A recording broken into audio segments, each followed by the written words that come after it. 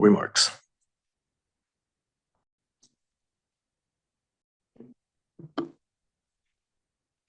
Thank you, Christian. Good morning, good afternoon, and good evening. As you know, yesterday, the WHO Executive Board concluded its first meeting for the year. The Executive Board is the second most important decision-making body in WHO after the World Health Assembly. This year, the board dealt with a large agenda covering the huge range of WHO's work: emergencies, polio, meningitis, cervical cancer, medical devices, air pollution, universal health coverage, and so much more.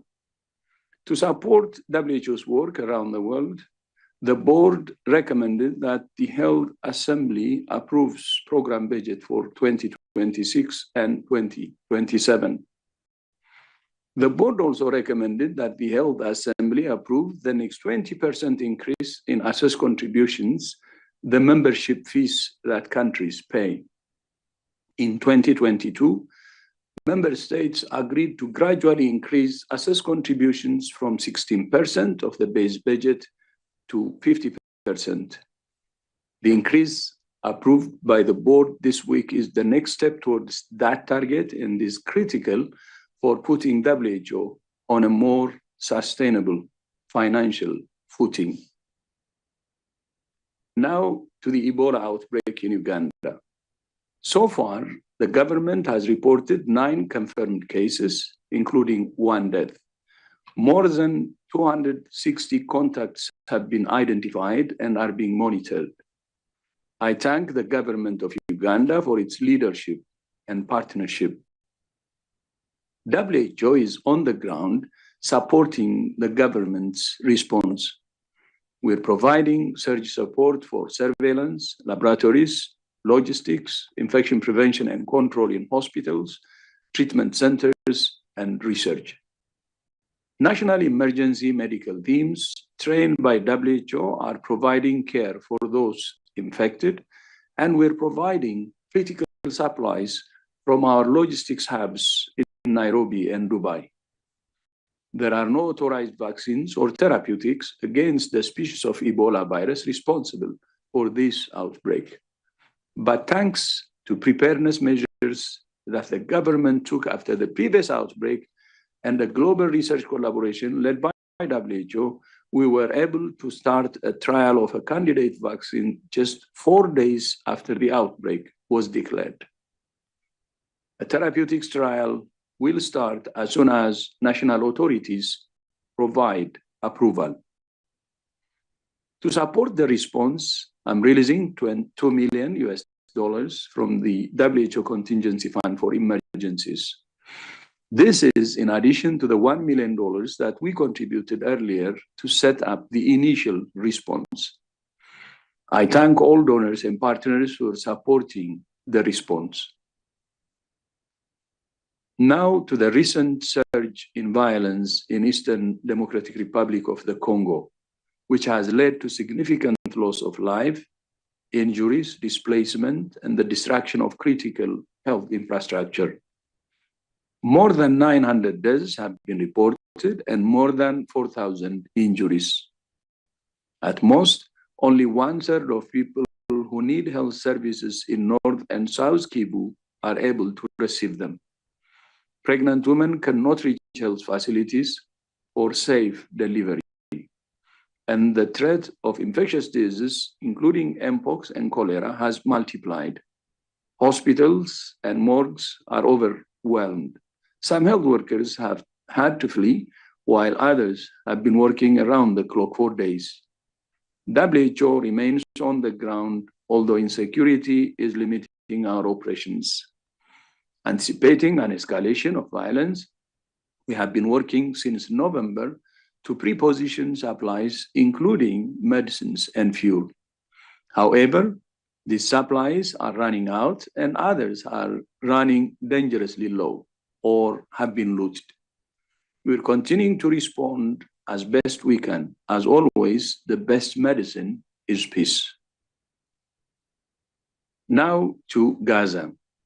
Since the ceasefire began in January, WHO has sent 139 trucks with supplies for 1.6 million people. We're expanding our operations and pre-positioning supplies at health facilities. We have supported the evacuation of 414 patients and 588 companions. We have also sent emergency supplies to hospitals in response to the escalating violence in the West Bank. WHO has just published our recovery plan for providing life-saving assistance to the people of Gaza while working on rebuilding and strengthening the health system. We urge all sides to ensure the ceasefire in Gaza holds, hostages are released, and the violence in the West Bank stops. A significant part of WHO's response to health emergencies in Uganda, DRC, Gaza, Sudan, and elsewhere is supported by funding from the United States. As we have said, we regret the announcement that the United States intends to withdraw from WHO, and we would welcome the opportunity to engage in constructive dialogue. There are also actions that the US government is taking that are unrelated to its intended withdrawal from WHO, but which we're concerned are having a serious impact on global health. For example, the suspension of funding to PEPFAR, the President's emergency plan for AIDS relief, caused an immediate stop to HIV treatment, testing, and prevention services in the 50 countries that PEPFAR supports based on bilateral agreements. Although a waiver has been granted for life-saving services, it does not include prevention services for some of the most at-risk groups.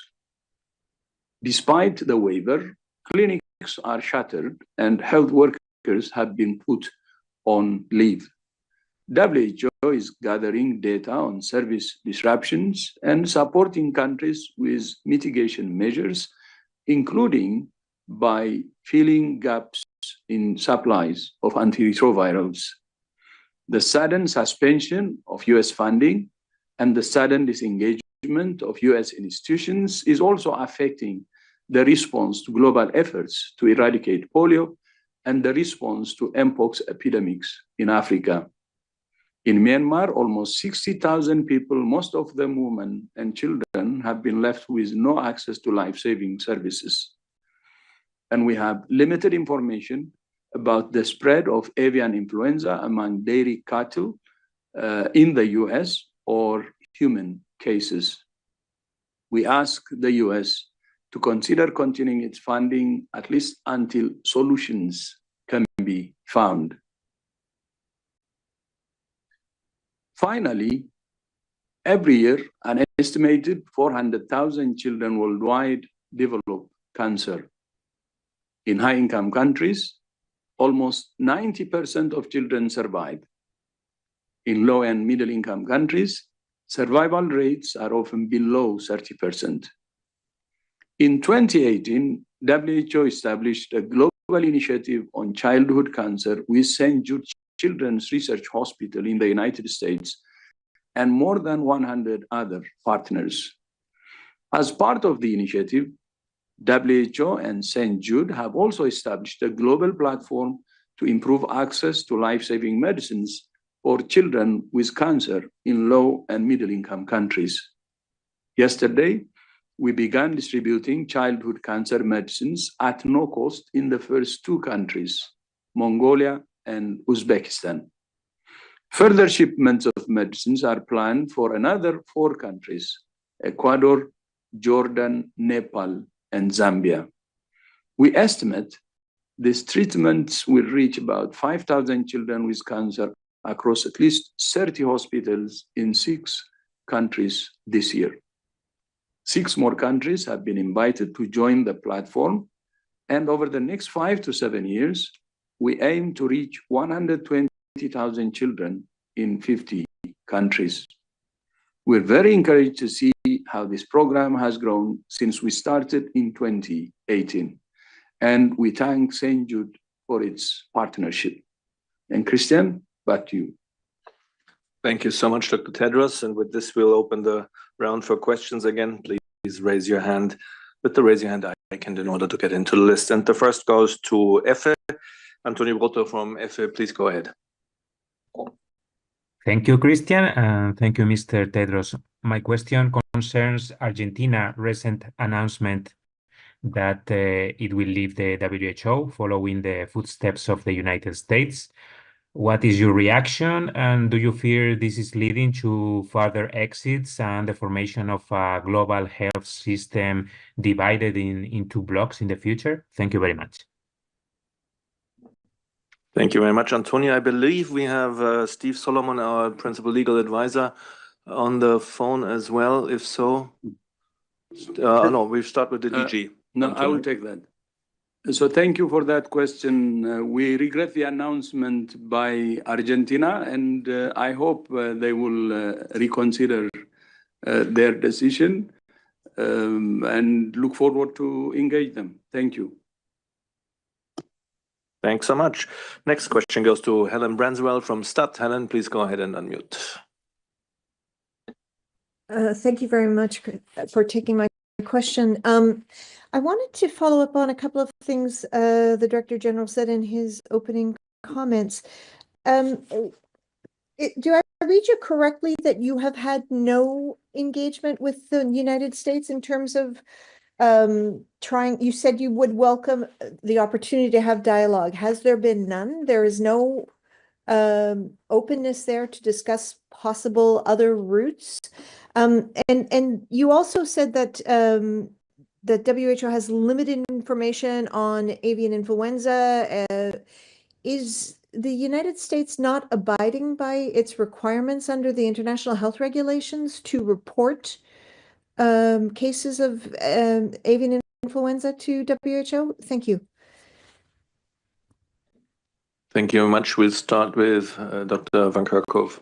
Yeah, thanks very much. So I'll start with the second part of your question, Helen. So US is reporting cases of avian influenza through IHR channels. So we have had reports of a H1N2V, a swine virus through IHR, a human detection. We've also had a human case of H5 that has been reported through IHR channels. CDC right now is not reporting influenza data through the WHO global platforms, FluNet, FluID, that they've been providing information for many, many years. And we have not had direct communication with CDC related to influenza. We are communicating with them, but we haven't heard anything back. We are receiving information on avian influenza through animal infections. USDA has published some information online, so we do know about some circulation that's happening in dairy cattle. But as DG has said, we welcome active technical exchange with our colleagues in the US, and there are very important meetings that are taking place, and we welcome, as always, the engagement of our technical partners in the US, as well as through all of our member states, and in fact, technical exchange with anyone, anywhere. Thanks. Thank you. With this, we go to the next question. That goes to Nina Larsen from AFP.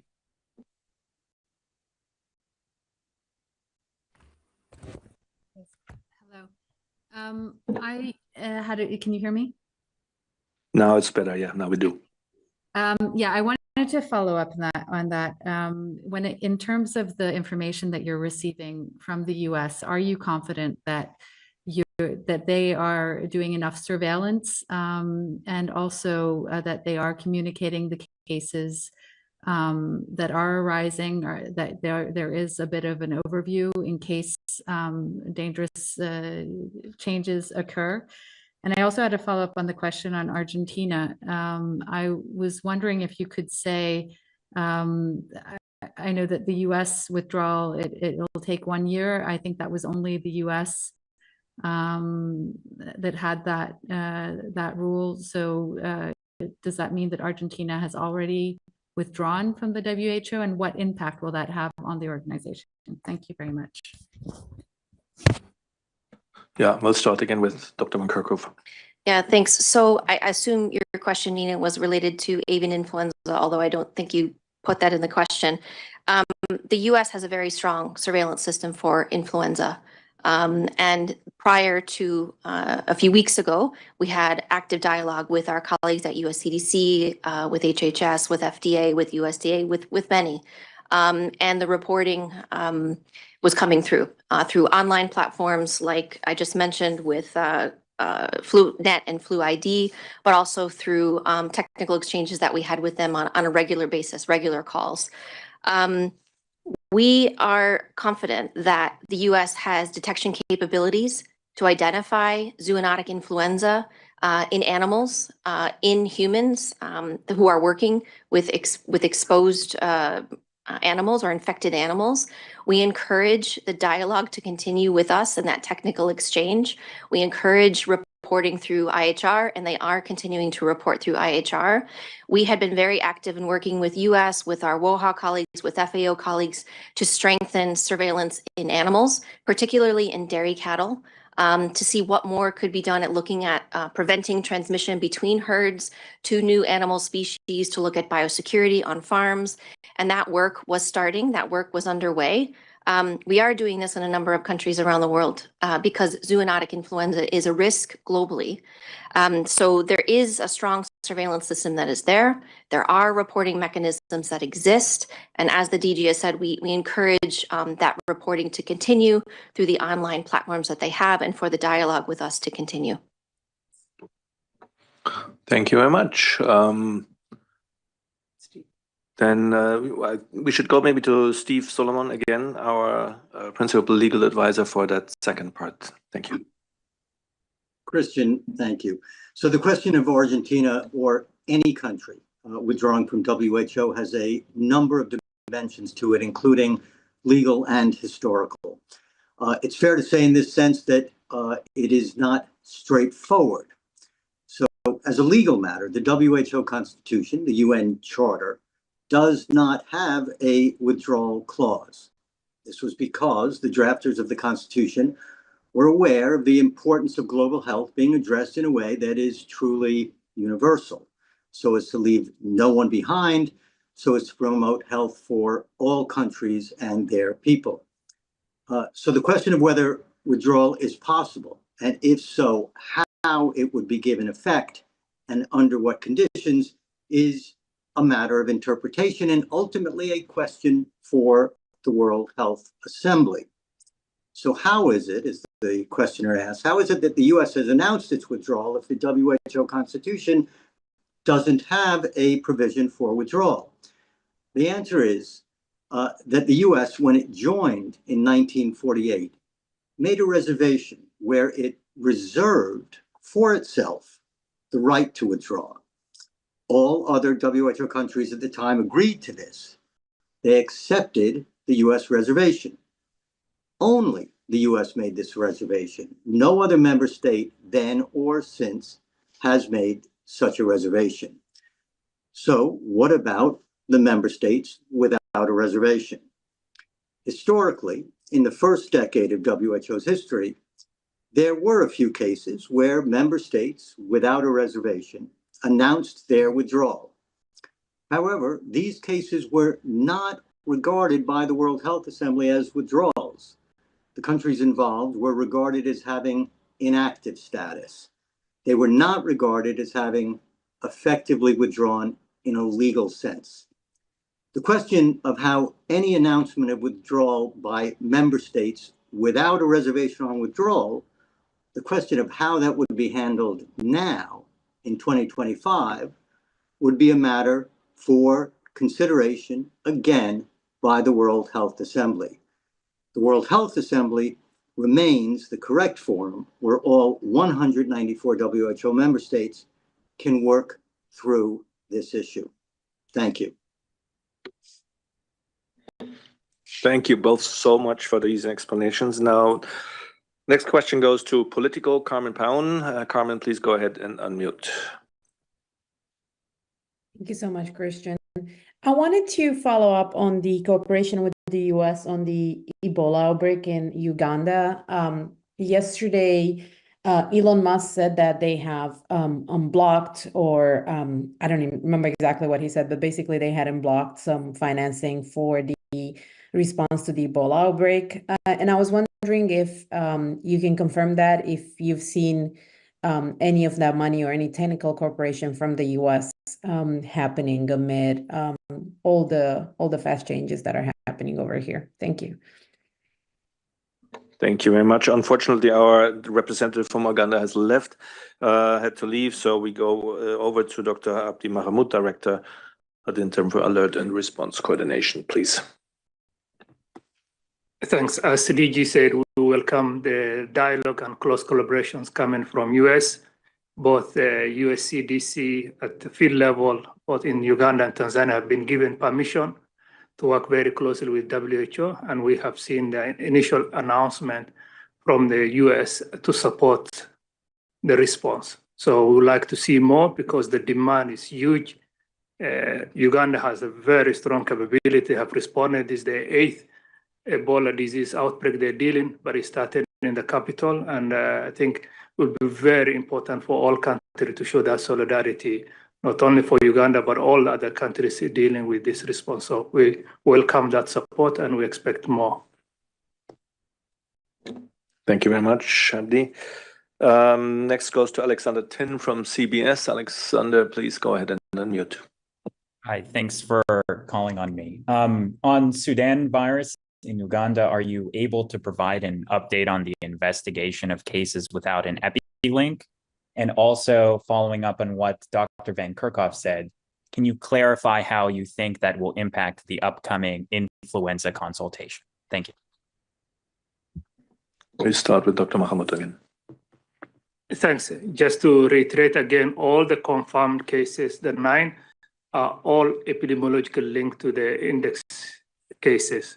Right now, the ongoing investigation is to understand better how did this healthcare worker got infected. A lot of preliminary investigation are going on, and then the country is improving. So a lot of people get confused between cases, suspect cases, a lot. As the government improve the surveillance system, we expect to see more suspected cases, more alert coming from the community. All those cases have been investigated and confirmed. The government also introduced additional layers of surveillance called mortality surveillance, where they go swab samples from people who died for non-Ebola disease. And so out of the 200 deaths, they tested all were negative. So while there's a lot of room for improvement, we are confident Uganda has the core capability and it requires support. So just to reiterate again, all the confirmed cases, epidemiological link to the presumed index case.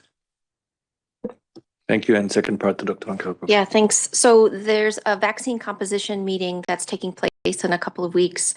Every 6 months or so, the world comes together, the WHO collaborating centers for influenza, technical partners, to make recommendations on seasonal vaccine influenza vaccine composition. They also make recommendations in looking at the circulating zoonotic influenza viruses to identify candidate vaccine viruses that can be used by manufacturers should there need to be these types of vaccines developed for a pandemic related to a zoonotic influenza. That meeting will take place.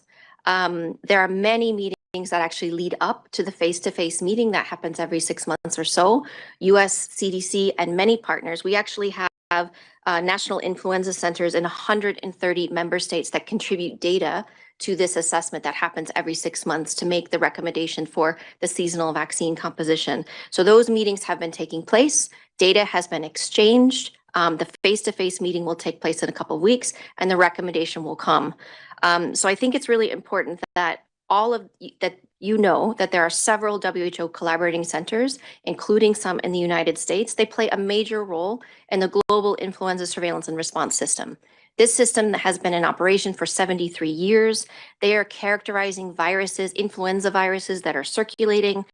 They share samples, they share genetic sequencing, they do risk assessments, and they make these recommendations to make sure that the vaccines that are produced by manufacturers provide as much protection as they can against severe disease and death for seasonal flu, but they also make recommendations for viruses that could become a pandemic strain. So we are not in a situation where we're in a pre-pandemic for avian influenza, we're in an inter-pandemic period. So these meetings are really, really critical. That meeting will take place. There will be a recommendation that will be made, and we will make that announcement as soon as that meeting is finished.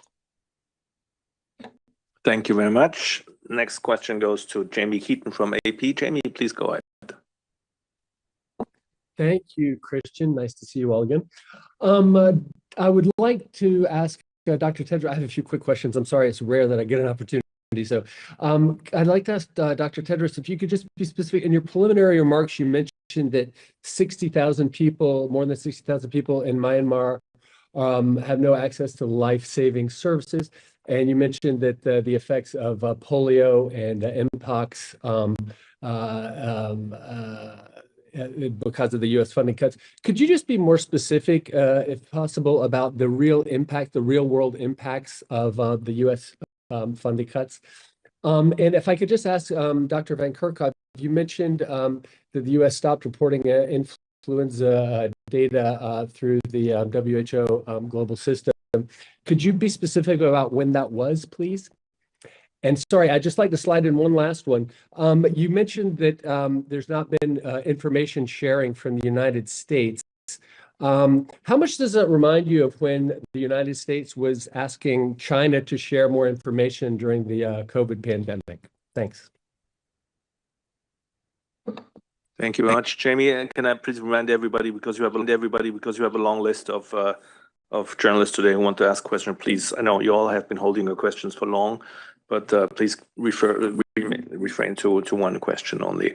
So let's see where we can start on Myanmar, or no, then maybe want to start with the part for Dr. Van Kerkhove. Is that something you want to start with? Yeah, I could start on the reporting. I mean, the communication from CDC stopped around the 24th of January. But up until that, I want to be really clear. You know, there are incredible scientists at US CDC and across US institutions, as well as the institutions in all of the member states that we work with. We hope that this exchange resumes soon. We are continuing to reach out to our colleagues in the U.S. government agencies. We haven't heard back from them, but we will continue to reach out, and we hope again that exchange resumes.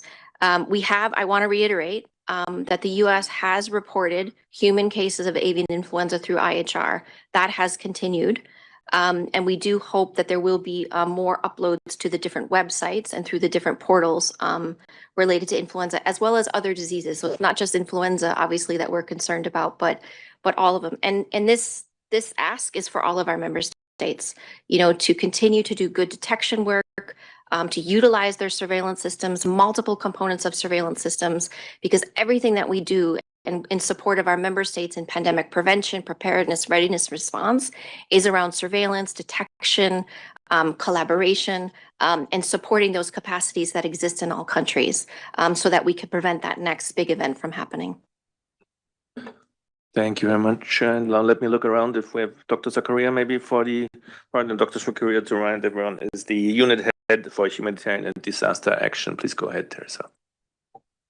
Thank you. So I will attempt to answer the question on Myanmar, but I think it's mostly generally about the needs in Myanmar, and touch a little bit just on the contribution from the United States of America for WHO's work in humanitarian emergencies. What's very important to highlight in Myanmar is the very large portion of the population that has no access to health services. In 2025, close to 20 million people are expected to be in need of some kind of humanitarian assistance, and that includes health services. The focus of WHO's work has really been to increase access to health services in those areas that have been hardest to reach. We still have a long way to go to properly increase coverage to health services, for which donations, funding that is provided by the United States is significant. significance. So the number quoted is a reflection basically of the number of people that we are trying to improve their access to health services. But it's really just a small portion of the entire number of people actually in need of humanitarian assistance in Myanmar. And we do very frequently forget just the scale of suffering and needs in this country as well. Just very quickly to touch on the United States of America's contribution to WHO's emergency operations, we're looking at 39% of the total funding received and available for WHO's emergency operations for the grade 3 emergencies. So that's quite a significant amount. And what it means is that everywhere in any graded emergencies, in any settings, territories, and countries where WHO is trying to respond to these emergencies, it's about increasing access to health services. It's making sure that people have access, they do not face barriers in accessing the services that they need, and that the public health functions are operational. So quantifying those who are directly impacted is a way of showing it. Thank you, and back to you, Christian. Thank you very much. And next question, we go to Elaine Fletcher from HPW, from Health Policy Watch. And Elaine, please go ahead. Hi, thank you for taking my question. Regarding the list of impacts that Dr. Tedros cited, maybe you can give a little more detail on the impact of on the Mpox response in Africa, number one. And then secondly, on the influenza. As I understand it, Maria Van Kerkhoff said that seasonal flu data isn't being reported through the WHO platform since 24 January, and CDC is not participating in the online consultations.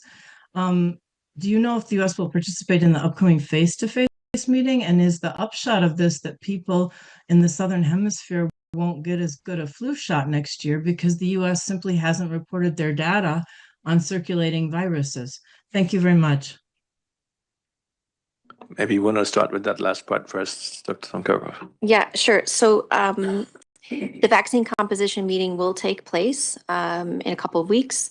The US CDC or WHO collaborating centers and partners have been invited.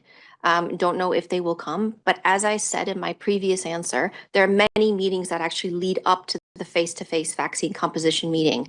All year long, the WHO collaborating centers, the national influenza centers, there are national influenza centers in 133 member states. They're sharing information about circulating viruses. And all of that information over the course of the 6 months, a year, is actually utilized in making that decision about the vaccine composition for either the Northern Hemisphere or the Southern Hemisphere. So yes, there is a pause in the reporting of information from the US. As we've said, we hope that that resumes. We hope that that technical exchange resumes. But there is data that has been provided from the US as well as from many countries around the world. So it's not just that one meeting where data is exchanged. Data is exchanged over the course of the whole year and for many, many years.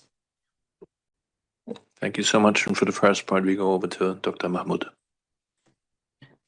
Thanks. On the impact of Mpox, DG has already alluded the things in vaccination, but there is also the financial, around 7.5 million that was allocated for key critical interventions. It's been impacted. And more importantly is the humanitarian crisis, where a lot of the NGO partners we have in Goma that depend heavily on the US aid and US partners funding. But I want to reiterate again, it's more than even the funding. As we speak today in Uganda, Global Outbreak Alert and Response Network was started by USCDC and WHO coming together. And through that mechanism, USCDC have deployed almost 842 deployment of US experts to countries that will never have been accessed. So the continuous exchange between WHO, the two sister organizations, has been very critical. So that while we're very happy to see USCDC experts coming to the field, joining us in Tanzania, in Uganda, I think this is a very critical, important collaboration that needs to be further strengthened. It's beyond even the financial, which has direct impact on our partners and WHO, but there's technical collaboration that will be lost for both. Thank you. Thank you very much. We still have a very long list of journalists. I'm very happy that we have so much interest, but let's see how far we get. Next goes to Sophie Hutchinson from BBC. So Sophie, please go ahead.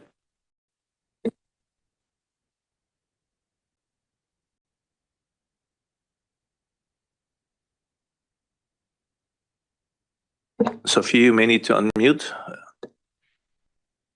And if that doesn't work, let's go to. There we go, Sophie. Yes. Please go ahead. Yeah. Apologies. I just wanted to know, what are the different contingency plans that the WHO has put in place as a response to the freeze at USAID? And how long are you able to fill in the gaps where there are shortages, for example, antiretrovirals? Where are those stockpiles? How does it work? Yeah, exactly. Maybe we want to go to Dr. McDougherty, Director HIV, Hepatitis and Sexual Transmitted Diseases. Meg, can you take that? Yes, thank you very much. Currently, right now, there are limited waivers that have come forward to be able to allow access to life-saving treatment, including antiretroviral therapies, mother-to-child transmission. But we have noted that there has been confusion in countries, and certainly with the furloughed healthcare workers, some of the services have not been able to get started again.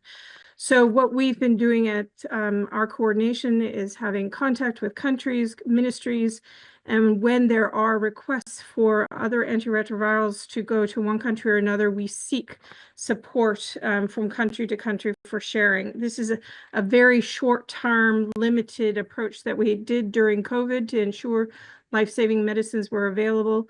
But over the long term, there's going to need to be greater coordination, especially with other resources and some of the domestic resources that are now going into antiretroviral programs. So this will be an evolving story. And I think each day we learn something new. And currently right now, countries and ministries are working very hard to see how they can mitigate the effects. And we are there with them as they do that transition. Thank you. Thanks so much, Meg. Next question goes to Ginga Tamura from NHK. Johan, Ginga, please go ahead. Hi, and thank you, Christian, for taking my question. My question is Dr. Tedros regarding to the pandemic agreement, as the negotiation will resume next week. But on the other hand, President Donald Trump signed the executive order which sees the negotiation. So are you concerned that their withdrawal will have any impact to the negotiation? Thank you. Let's have the Director General for that. Yeah, thank you. So for the pandemic agreement, the negotiation will continue, and it's scheduled now to resume on February 17, I think. And then, of course, the last round will be in April. And as you may know, there was a member state briefing yesterday, and the Bureau had already proposed some of the middle ground to address the pending issues. And I hope by April there will be an agreement that could be endorsed by the Assembly in May. So that's what we expect. The pending issues are minor. I think member states will agree to finalizing this agreement and have a deal by May 2025. This was what they have planned, and hope it will be realized. Thank you. Thank you very much. Next question goes to Priti Patnaik from Geneva Health Files. Priti, please go ahead. Hi, good afternoon. Thanks for taking my question. I had two quick clarifications. One is we understand that the executive board has recommended to the assembly that the 20% increase in assist contributions should come through.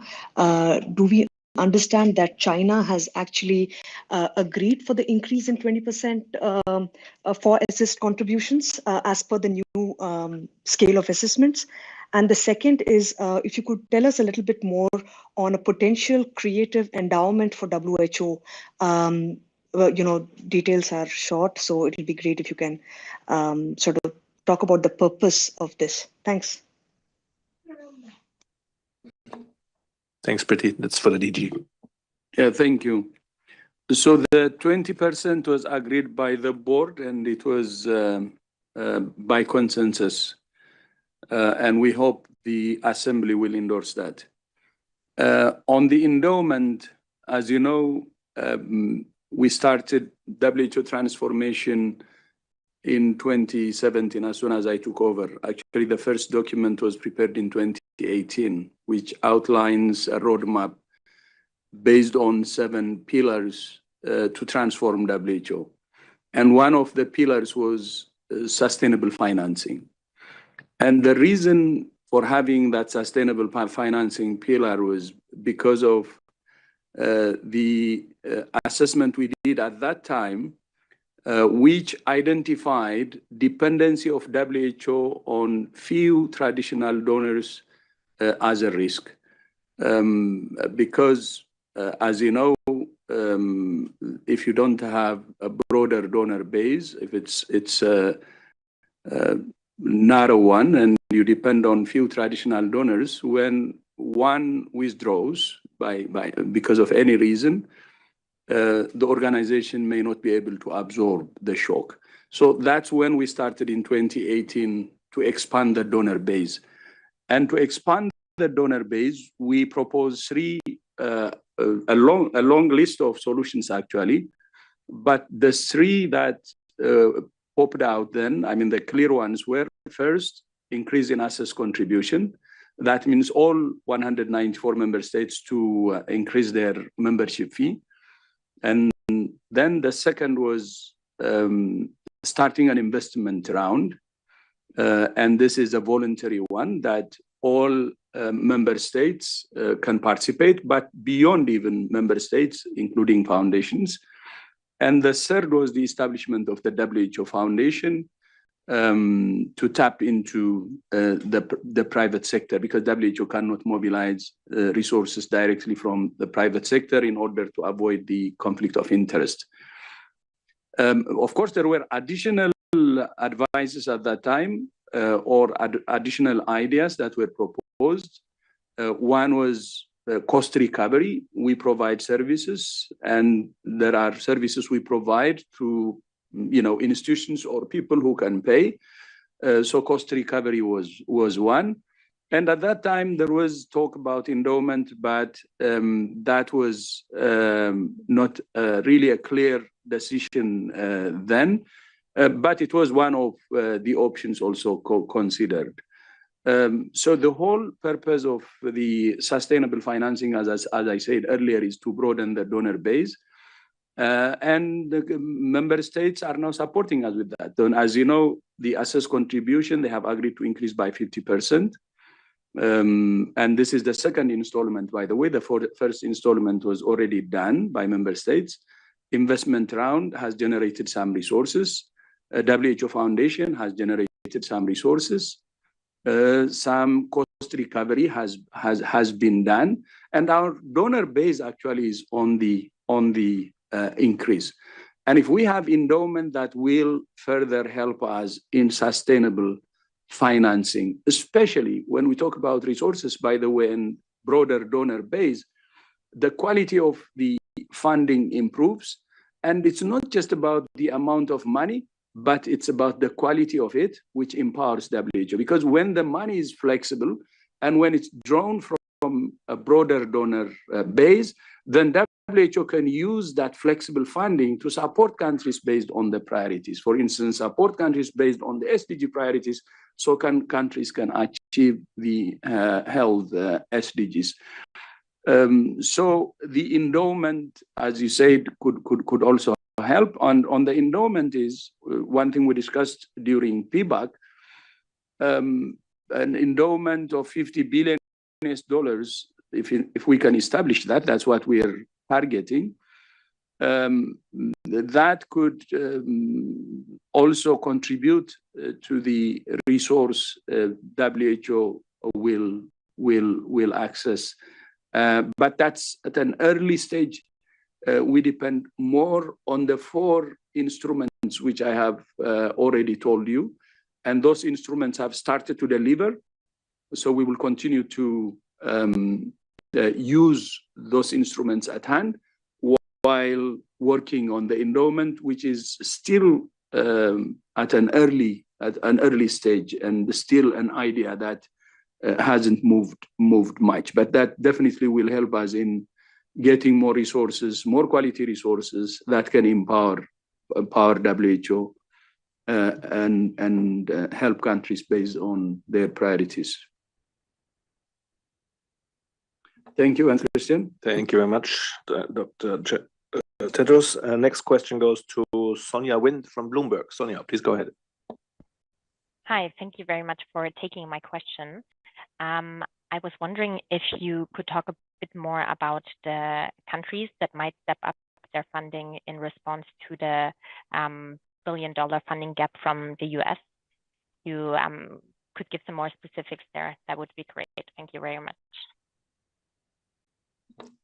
Yeah. Dr. Tedros. No, I cannot tell you specific countries that will increase their funding, but as I said earlier, we have this instrument. This is the investment, the assessed contribution, the investment round and WHO Foundation and other instruments. We will use those to mobilize resources. During these challenging times, we have now 3 goals which we identified. One is mobilize resources using the instruments we have, thanks to the reform, actually, that we have instruments now. Second is to tighten our belt or efficiency gains. And the third is continue to engage the US. So it's mobilize, tighten the belt, and also engage. And we're working on all 3 fronts. And we hope the outcome will be good. Indeed, thank you very much. I believe we have 2 more questions on the line, so we may just make it to all of them. Next goes to Jenny Leravello from Devix. Jenny, please go ahead. Thanks so much, Christian. 2 quick questions for Dr. Tedros. Can you just clarify the endowment fund? Is it $50 billion or $50 million? And then for Dr. Kirkov, you mentioned that the US is still reporting data to IHR channels, but also you've been trying to communicate with US counterparts. Just want to ask if what kind of information are you not getting from those public information that you're trying to ask US colleagues, but you're not getting at the moment? Thank you so much. Yeah, thanks, Jen. Not sure how much details we have, but let's get started. Colleagues, but you're not getting at the moment. Thank you so much. Yeah, thanks, Jen. Not sure how much details we have, but let's get started. Okay, just very brief on the endowment. So, as you know, there are many organizations who have endowments. For instance, one example from Europe is Wellcome Trust. It has more than 40 billion, I think. And still, I want to make sure that you understand this. This is just an idea, and it hasn't really progressed much. Still an idea. And the idea is for WHO to have a $50 billion endowment. And this could generate, as you know, endowments of 50 billion, for instance, can generate 3 to 5%, which is equivalent to 3 to 5 billion annually. I know 1.25 to 2.5 billion annually, meaning biennial will be 3 to 5 billion dollars. So that will be a good addition to the resources or revenue of WHO, if that can happen. But it's not going to be an easy task. But one of the well-run endowments is the Wellcome Trust, which is based in the UK.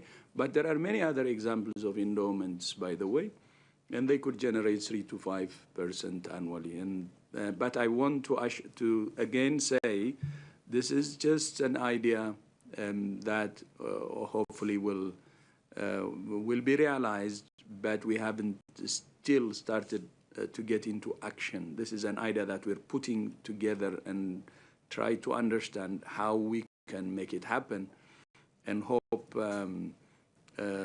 our member states and other partners will help us realize it. Thank you. Thank you so much. And for the second part, let's see what we could get in details from Dr. van Kerkhove. Yeah, so I can start, but others may want to come in and supplement this. So, U.S. colleagues contribute to many different types of information exchange with us. So what I was referring to with influenza, there's data that can go on databases online in reporting systems that exist globally. I mentioned Flu ID, I mentioned FluNet, but the data that is published on the CDC website across a number of different diseases is information that is still needed for a number of different programs. But CDC and other U.S. experts also participate in advisory groups. They participate in expert network discussions where we are developing evidence-based guidance. There are meetings that have been taking place looking at different types of research for Marburg, for Ebola, for Mpox, for many different types of really critical technical outbreaks that are happening right now. And that's the exchange that we are asking to continue. So while all of these other things are being worked out, the technical exchange between scientists, between collaborators, whether this is happening at a global level, at a regional level, or in country as part of a response or as part of preparedness efforts, that's the exchange that we want to resume. But others may want to come in on that. Thank you very much, Dr. van Kerkhove. And I think we have time for one last question, and that goes to Gabriel Emanuel from NPR. Gabriel, please go ahead. Thank you so much for doing. I'm sorry to ask one more question about the U.S. and the dynamic between the WHO and the U.S., but I'm really curious because President Trump has made some very specific criticisms, concerns regarding payment and leadership and such, and he has also left the door open to rejoining the WHO in kind of hints here and there, saying, we'll see what happens, that type of thing. I've also heard experts who've said the WHO needs to be a bit more aggressive in pursuing Trump to get back to the table. So I wanted to hear if you could respond to that critique and also say kind of what you are doing to get Trump back and to get the US back. Thank you. Thank you, Gabriel. Let's see what we can say about this. Dr. Tedros, is that for you? Yeah, thank you. I say the three strategic goals are mobilize resources, tighten the belt, and also engage. So it's within our own goals, and that's what we're trying to do. Of course, without formal engagement or without engagement, you wouldn't know what would really help in terms of continuing the cooperation and, for the U.S. to reconsider its decision. On the issues you raised in the executive order, I can give you some examples. For instance, one is it asks about WHO's reform. Of course, we believe in reform. We believe that change is a constant. We believe in continuous improvement. And since I started, we have initiated the biggest transformation initiative in the history of the organization, the 7 pillars I said earlier. And many of those initiatives are happening, changing the organization, preparing it for the future. For instance, our investment in science, in data, and in technology is forward-looking, and that will be game changers, and that will really shape up the organization and prepare it for the future. So we have been doing that. But still, if there is more reform idea from the US, they're welcome. We're actually asking for it. We have been asking for it. So if there are good ideas, we would be happy to take those. So I don't think this should be a reason it should be actually a reason to cooperate. And then the other issue is payments. Of course, in the executive order says U.S. pays disproportionately. Of course, we thank the U.S. for its generosity. I know the U.S. generosity and leadership, not just as DG of WHO, but when I was working in Ethiopia as head of department, as Minister of Health, and so on. That actually helped me when I was minister to transform the health sector of Ethiopia. So I'm really grateful for that, and that's why I feel sad when U.S. is decided to withdraw, because I know its leadership and impact at country level and the same at global level. But when it does this, of course, this is, wants to help the rest of the world, but at the same time, the U.S. also benefits from it. But if the U.S. wants to pay less, it's actually in line with what we're doing as part of our reform, because we have started in 2017 the sustainable financing reform that is helping us to broaden donor base. And when this succeeds, the contribution of traditional donors, including the U.S., could decline. Of course, it will take some years, but it will decline because the burden will be shared. So if this is what the U.S. wants, then again, cooperation and being with WHO will be the answer, meaning we're asking exactly the same thing. We're asking share the burden, and the U.S. is saying share the burden, so there is no difference at all. And we started this seven years ago. And if there are other issues they raise, we are building a transparent organization, an accountable organization, a responsive organization, and we would respond to any queries or issues there are, and we hope U.S. will reconsider and work with us to continue the reform that we have started seven years ago. And I think that would be actually one thing we expect as part of our goals now for the U.S. to come back, but look forward to their engagement. Thank you very much, Dr. Tedros, and thank you all very much online and here in the room. And to those many questions, we managed to get through a long list. Apologies to all those who we haven't managed, because the interest today was very high. We've come to the end. We will be sending the audio files and Dr. Tedros' remarks as soon as possible right after the press conference. Any questions that may remain open, please follow up with media inquiries at who.int. And with this, back to the Director General for closing. Thank you, Christian, and thank you also to members of the press who joined us today, and see you next time.